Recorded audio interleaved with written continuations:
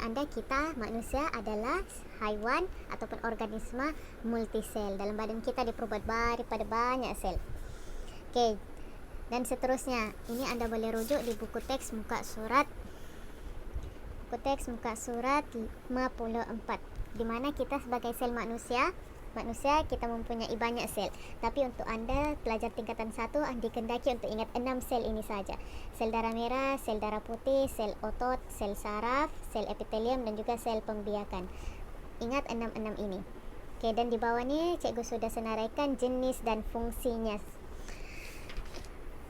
Sila pastikan anda baca dulu yang di buku teks, kerana yang cikgu bagi ni adalah nota ringkas sahaja. Pastikan anda baca juga yang di muka surat 54 dalam buku teks, sebab dia punya penjelasan adalah lebih mendalam.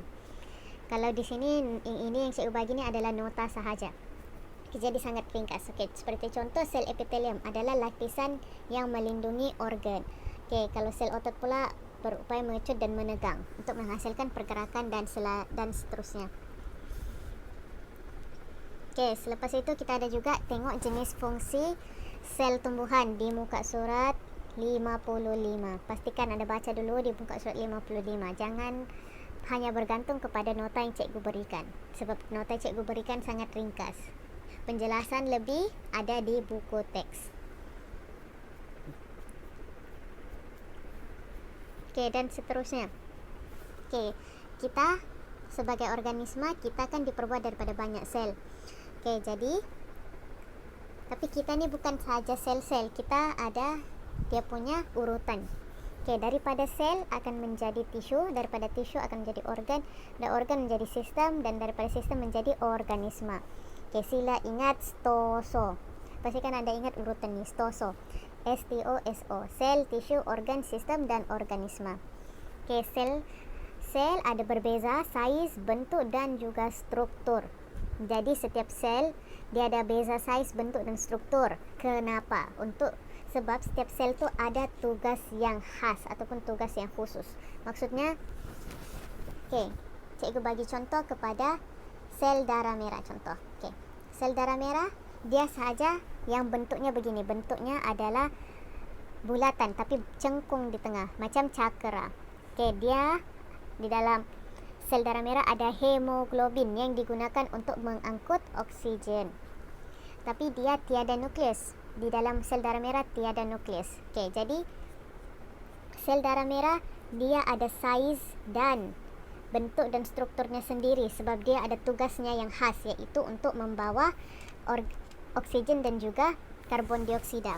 Okey, jadi perlu ingat yang setiap sel ada saiz, bentuk dan struktur tersendiri untuk dia melaksanakan tugas yang khusus dan khas ataupun khas. Maksudnya sel itu sahaja yang boleh buat tugas itu. Contohnya sel darah merah sahaja sel yang boleh membawa oksigen. Okey. Dan banyak-banyak sel akan menjadi tisu. Tisu pula adalah sekumpulan sel. Sel yang sama dia punya bentuk dengan sama dia punya struktur, bergabung dia untuk melaksanakan satu fungsi sahaja. Maksudnya dia bekerja sama, banyak-banyak sel ni yang sama. Contohnya sel otot. Sel otot bergabung untuk menjadi satu tisu sel yang membolehkan kita bergerak. Okey, dan seterusnya dia selepas dari tisu dia akan menjadi membentuk organ pula. Sekumpulan tisu berlainan yang membentuk satu organ. Okey, maksudnya tisu berlainan, maksudnya dia boleh diperbuat daripada contohnya tisu epitelium bergabung dengan tisu kulit. Jadilah kita punya kulit ni. Okey, dan seterusnya adalah sistem. Sistem adalah organ lain-lain yang bergabung untuk membentuk satu sistem. Sistem tu dia adalah bersambung untuk melakukan satu proses. Nanti cikgu akan kasih tunjuk contoh. Okey, dan terakhir akan menjadi organisma. Semua ni daripada sel, sekecil-kecil sel tu membentuk tisu, membentuk organ dan membentuk sistem, barulah menjadi organisma yang sempurna. Okey. Okey, sambungannya lagi ada di sini, ada cikgu tunjukkan jenis-jenis tisu dan contohnya dan fungsinya, tapi anda tidak perlu ingatlah ini. Yang perlu anda ingat adalah sistem dalam badan manusia. Ini anda boleh rujuk di buku teks muka surat 57. Buku teks muka surat 57. Okey, jadi mari kita lihat pada sistem badan manusia di muka surat 57 di buku teks. Okey. Okey, pertama sistem perkumuhan. Sistem perkumuhan menyingkirkan bahan buangan yang berlebihan daripada badan. Contohnya bahan lebihan yang dikeluarkan daripada paru-paru contohnya adalah karbon dioksida. Karbon dioksida. Ginjal pula dia mengeluarkan toksin-toksin yang dihasilkan oleh badan kita. Okey, rangka pula senang saja tengkorak dengan tulang kita. Dia sokong badan kita dengan organ-organ. Contohnya peparu dan hati. Contohnya macam ni kan. Ni, ini namanya rib cage dalam bahasa Inggeris lah. Dalam bahasa Melayu lupa cik namanya. Tapi ini bahagian sini, tulang yang di sini ni, itulah yang melindungi hati dengan paru-paru kita. Okey, sistem limfa. Limfa ni adalah benda yang dikeluarkan oleh badan kita yang mengeluarkan sel darah putih dan lain-lain. Ada benda lain-lain lah untuk mempertahankan badan daripada bakteria, virus dan benda-benda asing lain yang masuk dalam badan kita.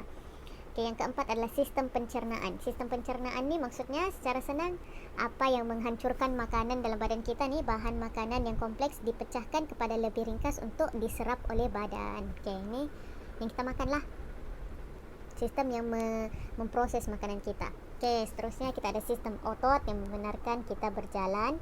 Sistem integumen, organnya satu sahaja, kulit, untuk melindungi badan daripada kering. Sebab kalau kita tak ada kulit, kita ada otot saja, otot kita ni kering, terdedah kepada udara. Okay, sistem saraf seterusnya. Saraf diperbuat daripada organ otak dan saraf tunjang dan juga saraf. Membawa maklumat dari otak ke seluruh badan dalam bentuk impuls. Maksudnya, sistem saraf inilah yang membolehkan kita bergerak, yang membolehkan kita berjalan, yang membolehkan kita bercakap. Semua benda dikawal oleh otak kita.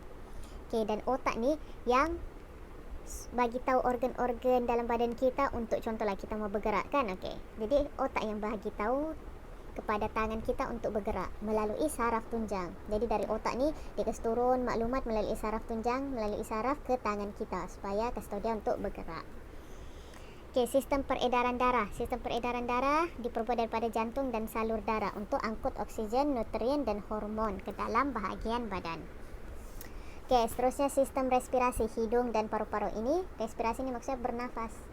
Ini sistem yang membenarkan kita bernafas, mengambil oksigen dan mengeluarkan karbon dioksida dari sel dalam badan. Okay, seterusnya kita ada sistem endokrin. Sistem endokrin menghasilkan hormon untuk menyelaraskan tindak balas dalam badan.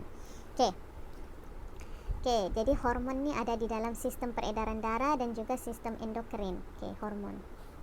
Cikgu terangkan sedikit ya pasal hormon. Hormon ni adalah benda yang dirembeskan oleh otak ke dalam badan kita. Macam contohlah, kalau kita lapar kan, bukannya lepas perut kita bergegar, itu disebabkan oleh hormon. Otak kita bagi tahu, otak kita dapat maklumat yang kita sekarang ni kekurangan nutrien. Jadi otak keluarkan hormon lapar, dia keluarkan hormon lapar. Okay, jadi sistem endokrin ni menghasilkan hormon lapar tu. Di sinilah di organ-organ ni kan. Okay, dia hasilkan hormon lapar, lepas tu dirembeskan keluar. Hormon lapar tu dibawa oleh sistem peredaran darah. Okay, jadi dari otak keluarkan hormon lapar, lepas tu dikasih masuk ke dalam saluran darah sampai di perut. Sampai di perut, okay, kasih tahu yang perut sekarang ni lapar. Jadi perut pun bergegar. Nah, itu contoh hormon. Okay, anda akan belajar lebih lagi pasal hormon ni kalau anda mengambil aliran sains tingkatan 4 nanti, anda akan belajar dalam biologi. Jadi untuk sekarang ni sebagai tingkatan 1 tidak perlu ingat hormon itu apa, setakat tahu saja. Okay, jadi seterusnya kita ada sistem pembiakan. Sistem pembiakan ni terbuat daripada satu sahaja organ. Untuk perempuan kita ada ovari, untuk lelaki ada testis dan juga zakar. Jadi satu saja. Okay, jadi itu sahaja sistem-sistem dalam badan secara ringkasnya. Okay, jadi untuk ujian minggu depan akan masuk, untuk ujian Mac akan masuk bab 1 dan bab 2, tapi sampai di sini saja. Bab 2 akan masuk sampai muka surat 58 saja. Muka surat 58 sahaja. Okey, itu saja. Kalau anda ada soalan, sila boleh message Ustazah di grup ataupun secara personal ya. Okey, terima kasih. Assalamualaikum warahmatullahi wabarakatuh.